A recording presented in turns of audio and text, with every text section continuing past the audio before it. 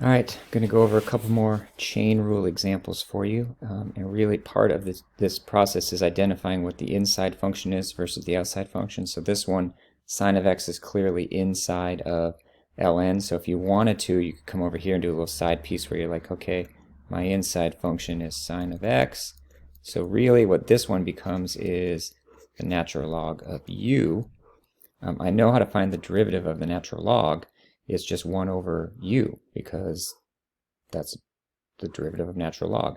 However, because u is more elaborate than just a single variable, I also have to take the derivative of what's inside. So in this case, the derivative of sine is cosine x. So if I want to do this in terms of u, I first would say, all right, the derivative of natural log of u is 1 over u, but I must always multiply by the derivative of what's inside, which is u prime, and then I can come back over here and do some substitutions. U is sine x, so this thing down here can become, change my color, there's a little line there, sine x, and the derivative of u, I already wrote down, is cosine of x, so I can come over here and rewrite that as sine x, or sorry, the derivative of sine x, which is cosine x, and awesome that this is cosine times 1 over sine x, which actually is, in this case, cosine x over sine x, which is cotangent of x, if I'm not mistaken.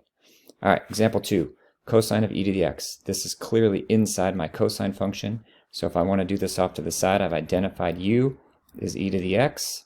There it is, and if I want to play the game, I know I'm going to need its derivative, which is also e to the x. So now if I rewrite my y function as cosine of u, boop, then I take the derivative of this. The derivative of cosine is negative sine, but I have to always multiply by whatever the derivative is inside of there. And so now I can come back and play my eraser game. And u I know is e to the x, so I can erase this and put in e to the x right inside of there, e to the x, and I know the derivative of e to the x. In this case, I picked my favorite derivative function. It's also e to the x, so that's a unique situation that's only going to happen with e to the x. It's not going to happen with other functions that are inside. So I would also write e to the x right there. And that would be my derivative of cosine e to the x. Because cosine is the outside function, its derivative is negative sine. Leave the inside function alone, times the derivative of whatever's inside. Last one we're going to practice, and I have, this is inside, so that would be, so this is usually a harder one to identify. This is an exponential function. So the inside the exponential function is this quadratic. So this is inside an exponential function. So in this problem, u would be x squared minus 2x plus 1. And I actually know its derivative because that's just a quadratic or a polynomial, 2x minus 2. So if I want to come over here and rewrite this function, I could write it as y equals e to the u.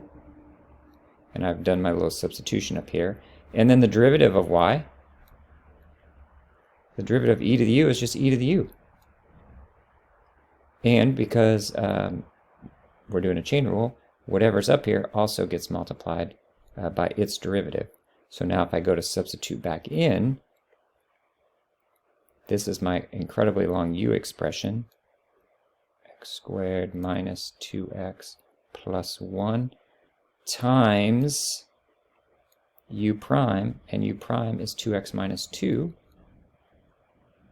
And I do have to put parentheses around that because that this entire term is going to be multiplied by the derivative, and the derivative is 2 terms, so it actually could be distributed in there. And there is the derivative.